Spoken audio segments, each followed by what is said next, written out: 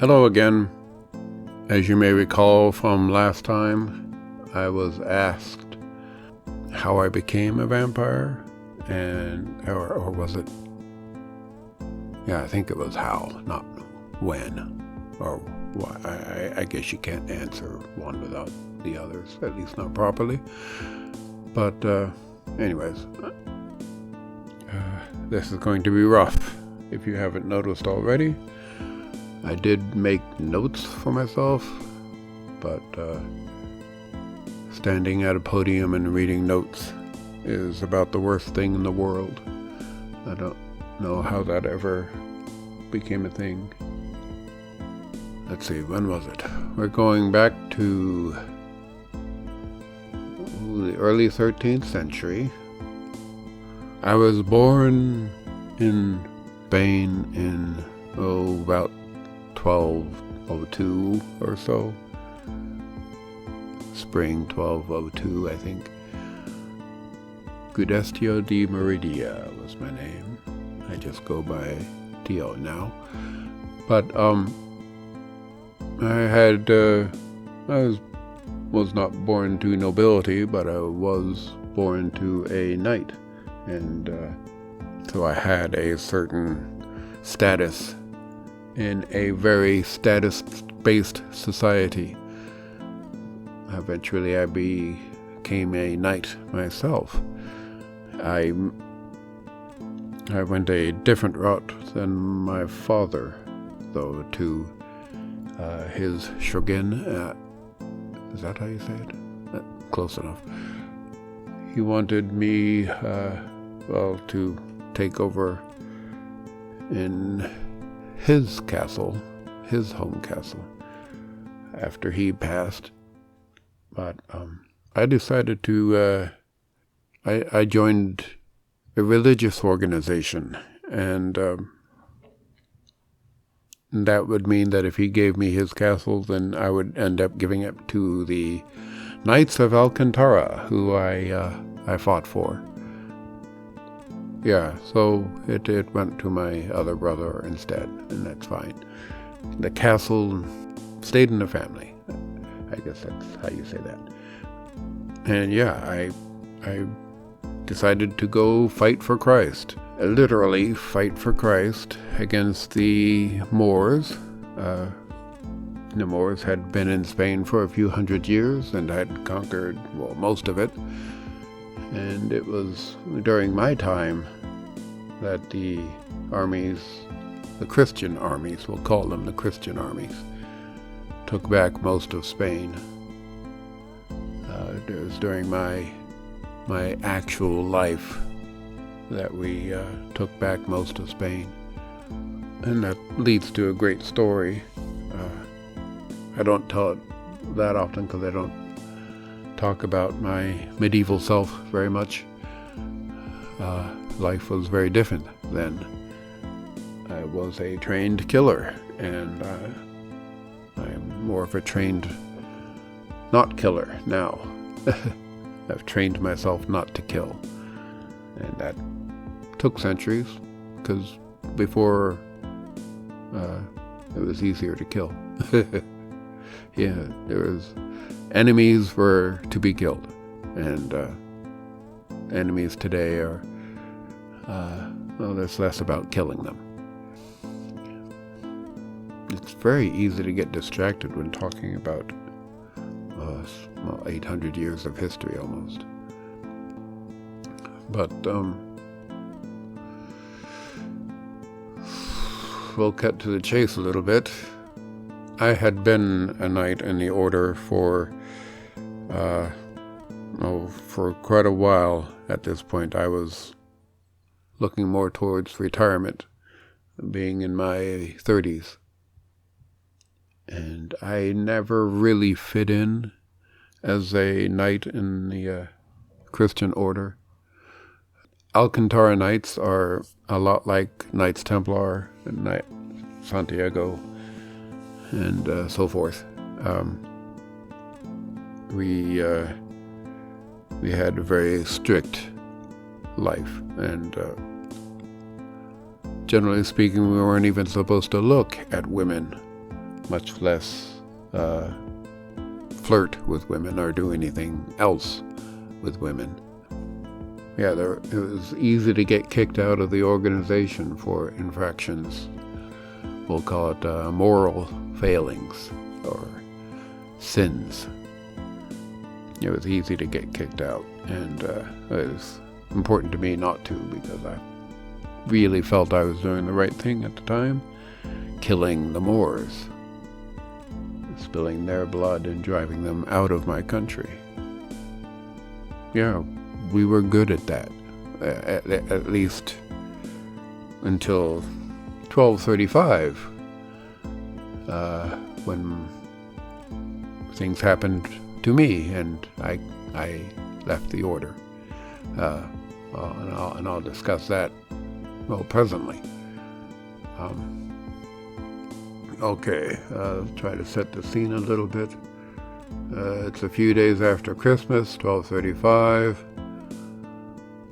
The capital of Spain was Cordoba, and my brothers and I, just a few of us, managed to take the city in the name of Christ. And by just a few strokes of our sword. You see, I'll explain this. This Cordoba was it was a very Muslim city, obviously. And had they known that King Ferdinand was coming with all his army, they would have prepared for it. They would have known, and then they would have taken in all their regulars and been ready for defense. What the Moors didn't expect was just a small group of dedicated and very qualified fighters kind of sneaking into town and taking the place, taking enough of it to make it not defensible when Ferdinand did get there. I don't know if I'm making sense. If a portion of the city is in enemy hands, then that's the route the enemy can safely go through to take the city. And that's what we did. We made it easy. We made it so that the Moors couldn't stay. They actually had to leave in the face of the oncoming armies. And it was a beautiful thing. We relished in that victory, that so few of our boys, of our knights, and our troops, that's what they call them, troops, had to be sacrificed effectively on the walls of Cordoba. And, it was one of the greatest military endeavors ever, in my mind. Of course, nobody writes about it today. I don't know. It's just, I guess it's not as interesting as a glorious war, a glorious battle. We had settled in, me and a few of my brothers had settled in Alcazar just east of Cordoba. We were enjoying the fruits of our labor, shall we say. That is, literally, actually, because there was a beautiful pear orchard there. Yeah, I think that's why the Alcazar was there, was that they were pear farmers. And while I relaxed there and enjoyed the wine made from pear, no less, I considered my retirement, and the cuts and bruises I had gained during the Reconquista. Yeah, I was tired of the process of healing, even though I was young enough to heal most of the nicks and so forth, cuts. But even wearing the armor was wearing on me. That's weird. Same word, wear and wear. Was wearing on me. that's why I thought about other possibilities, like maybe becoming a master of my own compound, ruling a small city someplace in the name of the knights. Or maybe I just join a monastery and fade away. Maybe write my memoirs, although I wasn't a very good writer. But I don't know, I did think about that. I was definitely trying to downplay, or not downplay, I was trying to change from all the training and all the sharpening of myself and my weapons that I would always be able to kill. But retirement was not in the cards. The Alcazar was owned, I guess even managed, by a young woman who had, she inherited the estate due to some tragic and sudden demise of the entire family, or her entire family. I don't remember the details that clearly. I was more interested in her than her family. Officially, that's a failing of mine, because I was a brother in the Knights Alcantara. You don't fraternize. And even at the time, while I fraternized with this woman, my brothers called me out on it. They were warning me for being too casual with, or familiar. I was too familiar with this woman, this young mistress named Marquesa. Marquesa and I talked, spent the nights chatting. We played Mancala. We drank together, or at least I drank, if you know what I mean. I think you're figuring things out. She apparently didn't like wine. I drank so much that I kind of lost track of my days there at the Alcazar. But there really wasn't much for me to do. There wasn't a more to be seen and slain. I could have helped manage the place as I was enjoying my time and healing from small wounds from the fight. But yeah, I got more tipsy there again, breaking another rule. Public drunkenness is enough to get you kicked out. Not that I was often drunk, but I was certainly closer to that than alert and ready to strike. The servants were doing all the housework and taking care of the trees, so my brothers, Johann and Arius, they were Leonese like myself. They tried to, kick me back to the straight and narrow. That's what they say, the straight and narrow, the narrow path, the right. They got me back, or they tried to get me back on the right path. And I respect them for that. They were doing the right thing when the tragedy hit. So let me talk about Marquesa a little bit. A fine maiden, beautiful, youngish, I would say maybe 20 years old. Such beautiful eyes. She was a pleasure to spend time with. She laughed at my jokes. And she was very clever, and I can see why she was put in charge of the orchard. Very capable. I was surprised she wasn't married already. It didn't make sense to me.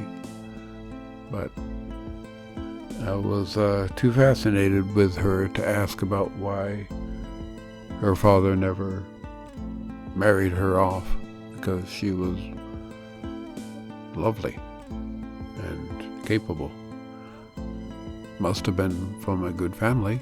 But I guess they died before anything happened. But I never asked her. But I would learn the truth afterwards, and it made learning this story unnecessary. But I'll probably discuss that in a later episode. She wore a veil most of the time, and it wasn't until we would be playing Mancala or when she felt extra at ease, when nobody else was around, that she would take off her veil, and I would see her true beauty. I hesitated to ask her to remove her veil, because that's just not something a knight of Alcantara would do. For me, she did. I guess she liked our time together. I spent a little too much time focusing on her lips and her eyes.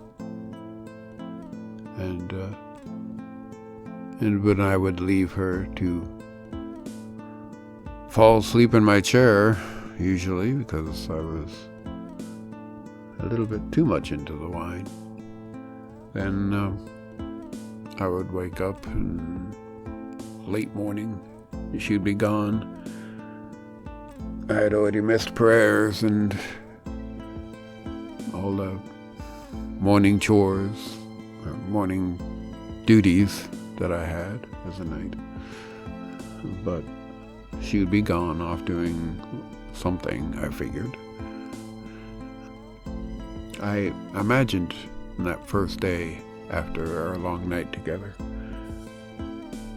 if I was ever to leave the order and marry somebody, boy, I was so smitten from just one day. I had never met a woman who had spoken to me the way she had, who had expressed herself. She expressed a great loneliness, actually, that she didn't have educated people to talk with, being out on the Alcazar and not being able to go out very much. She was glad that I was there. The next night, the discussion moved. When I ran into her again, actually, I was cleaning my helmet, and I had gone and gotten water and some twigs to get at the little bits of grime that get here, there, and everywhere. And I was cleaning it up, and there she was. She came in and told me how glad she was that the day was over, that the work was done, and now she could relax again. And oh man, the biggest smile I ever put on. I was so looking forward to it. Damn my armor, damn my sword, damn the helmet. I wanted to talk to her. Again, she talked to me of her loneliness, of her desire to be touched, to feel the warmth that only a man could give her. She never named me specifically when talking in such a frank way, shall we say. But her eyes spoke to me of her want, and I won't forget that. It was that night that the Moors attacked. I say the Moors. It was a pack of riders who may have fought in the Moorish army, or they may have simply been raiders, horseback raiders that happened to be Muslim. I'm not saying they were part of an army or anything, but they attacked the Alcazar. Perhaps they wanted its riches, and that's reasonable to me. They wanted the comfort that I was enjoying. Perhaps they didn't want to be on the run from Ferdinand's army. In any case, they attacked us, this squad of Muslim horsemen. Maybe 20 riders. That probably sounds about right. I'm not sure where they came from or why they came, really. Whatever the case, we weren't ready for them, my brothers and I. There weren't enough of us there. We were just a handful, less than 20. I had already been at the drink. At least our equipment was in pretty good shape, so we could make a stand. In that early stages of the fight, we didn't have our equipment. So when we heard these riders coming, and we heard the arrows hit the walls where they missed us, and knew that we were in danger, we saw the dust, quite worried about how many there were. I remember that. And my heart was for Marquesa, to get her out of there, to find safety for her. Oh yeah, I wrote a note here that there were only 6 of us. I'm not sure. That's probably about right. So 6 knights against a band of 20. Normally, we would be fine. But like I said, we weren't prepared. We didn't have our weapons on. Don't even know if all of us had our mail on. I grabbed my shield and a spear, I think, and a sword.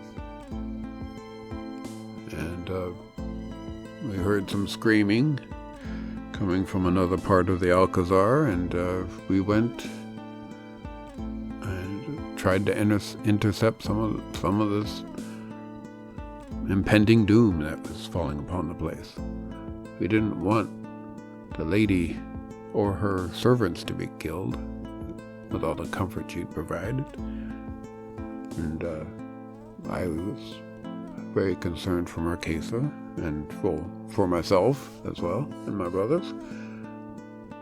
I said something to Marquesa about getting out of there, and she went deeper into the compound, I think, and my brothers and I, we went to the sounds of fighting, or slaughter. I remember the first encounter. 3 of the Saracens had dismounted and were pillaging something, a food cupboard or something. We slew them with our spears.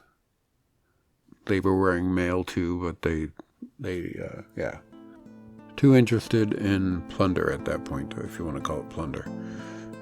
And I remember distinctly breaking the tip off my spear. It went in, but the point didn't come out. So I guess my spear wasn't completely ready for the fight. So I drew my beloved sword of Santa Casilda, and I searched for more of the attackers, because sword and shield, a knight of Alcantara could. These were simple raiders. I could take care of a lot of them. I was very confident in our ability, even as small as a group we had. I hope the rest of us were okay. Marquesa was okay. I wasn't sure how many raiders there were.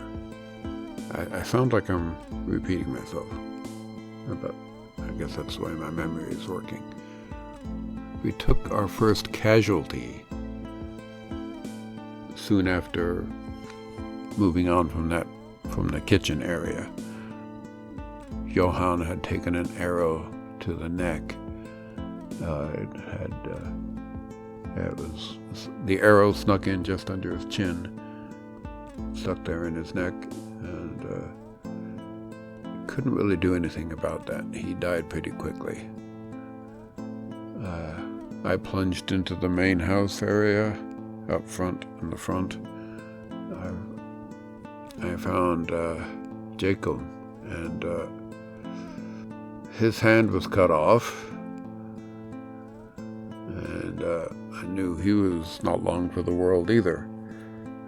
But he had slain some of the raiders, but he took a mortal wound. He didn't have his armor on at the time. I think he was, I'm not sure what he was doing, but he didn't have his armor on. So fighting with a shield and sword and spear, I guess he was overcome. Yeah. So I left him grasping his bloody stump, and I kind of felt that we were losing the engagement. Two of my brothers were dead, effectively. And I wasn't sure where the others were. We had apparently split up. Then two of the largest men I ever saw, I had ever seen, they were both Saracen, and they entered the room I was in. They stared at me with a confidence that shook me, actually, at the time. And a third entered behind them, bearing a bow, and that was it. I said, well,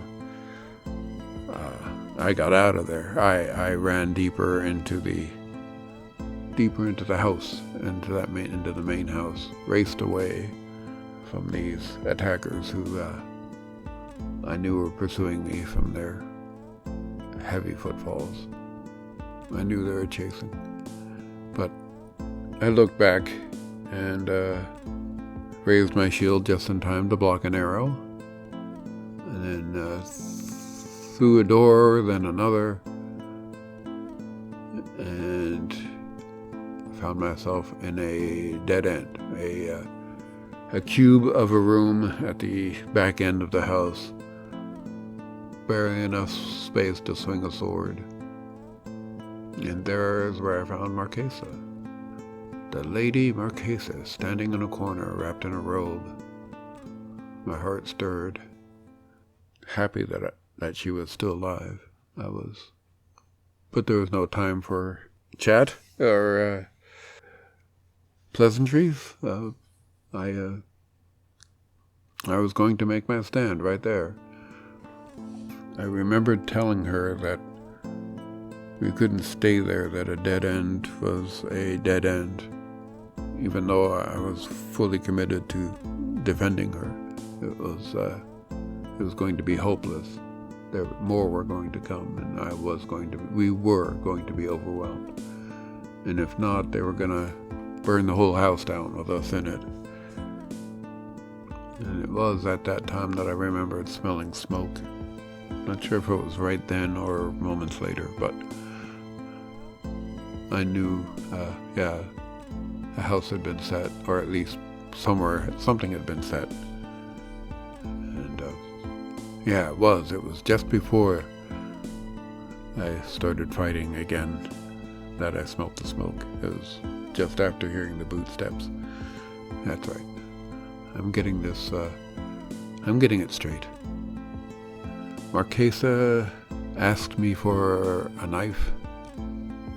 I wasn't sure what she wanted it for, either to end her life if she was captured or to fight at my side. I did, though. I gave her my dagger. And I hoped she would fight, but I kind of thought we were dead. That we were either going to be burned alive or we were going to be slain by attackers. Then they were upon us. I closed the distance to gain advantage with my swords, making their spears and bows less useful. I knocked those spears away and struck. I sliced across the unprotected face of one more and blinded him, I'm pretty sure. The other guy I knocked into. I leaned into with my shoulder after knocking a spear aside, and he actually fell. The big guy, and he was off balance. He drew. I distinctly remember it was a curved blade, so it was like a kukri. It wasn't a shamshir or anything. It was a small blade, a kukri. I'm going to go with that. His attack glanced off my shield, which thankfully I still had. And the good lady was next to me, and she plunged the dagger through the gap in his armpit. And he left himself exposed, and she took advantage of it. It was amazing. I'd never seen a woman kill anybody. And I have seen women fight before, but I've never seen them attack with such finesse and skill. You attack the soft spots in the armor. That's why I knew my quality and the quality of my brothers, that we knew what we were doing when we were killing people. Indeed, my lady was full of surprises. But the next Saracen had come up, stabbing at me with his spear. It glanced off my helmet, I remember, after hitting my shield. Blow glanced off my helmet. Sadly, Marquesa had no shield. And the spear, one of the thrusts that I had blocked, went straight into her abdomen and through, I think. I don't remember if it came out the backside, but it was a deep blow, and it was going to be a fatal blow. I was certain of that she was going to die. After putting up a brave fight, I guess that was the best any of us could have expected or hoped, but yeah, she fell back, crashed into that tea cart where we had tea the first night I was there. I do remember little of the fight after that. The anger had burned my soul. When the slaughter ended, I found myself in the next room, gasping for breath, leaning up against the corner of the room of the hallway. Around me lay the bodies of 6 Saracens that I had apparently slain. I don't remember doing so, but I was pretty angry, as you might imagine. My lady had just been killed. Their bodies were cut open, so I was as brutal as I had ever been. Wide rents, tangled guts. I think I even decapitated the bowman. I was a monster. And the fight was only seconds long, I'm sure, but I can still remember the carnage all these centuries later. At once, I went to Marquesa's side. I kneeled next to her to be there for her last moments.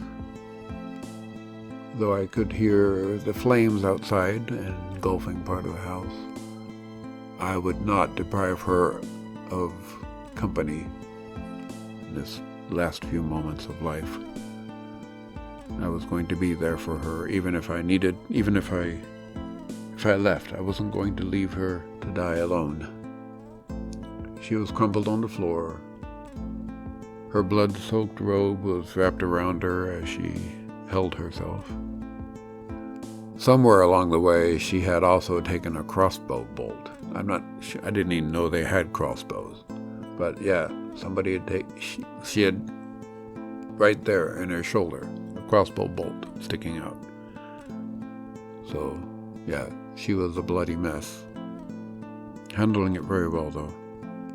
She asked me, "Is this death. I lowered myself, wanted to be right there for her. I put my arm around her, held her frail, bleeding body next to mine. She told me how cold she was. She hugged my arm against her breast. She kissed my bloodied hand. I remember little of what happened after that.